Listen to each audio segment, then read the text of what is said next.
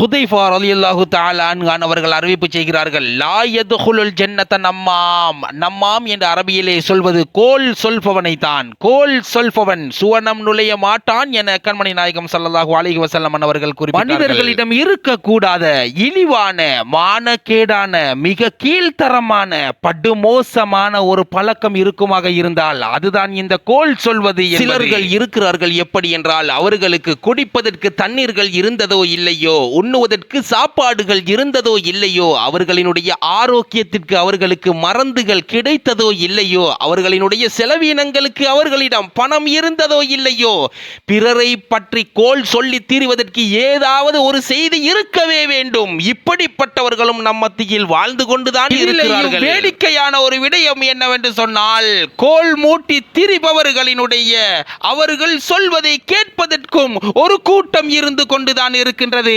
அவர்களை உண்மைப்படுத்துவதற்கும் ஒரு கூட்டம் இருந்து கொண்டுதான் இருக்கின்றது. புரிந்து கொள்ளுங்கள். புரிந்து கொள்ள வேண்டும் என்பதற்காக வேண்டி உங்களுக்கு சொல்கிறேன். சொல்லித் திரிவதற்கு ஏதாவது ஒரு செய்தி இருந்தால் தான் அவர்களுக்கு நிம்மதியாக தூக்கங்கள் செல்லும், உறக்கங்கள் போகும், உண்ணும் சாப்பாடுகள், குடிக்கும் தண்ணீர்கள் இறங்கும் என்பதை மறந்து விடாதீர்கள். பொல்லாத கொடிய ஒரு நோய் இது கோல் சொல்வது என்பது.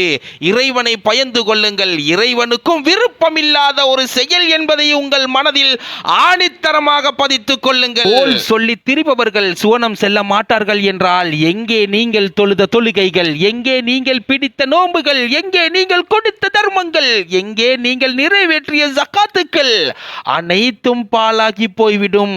நன்றாக நினைவில் வைத்துக் கொள்ளுங்கள். பிறருடைய பிரச்சினையில் மூக்கை நுழைத்து பிறருக்காக உங்கள் சொர்க்கத்தை இழந்து நீங்கள் நரகவாதியாக ஆகிவிடாதீர்கள்.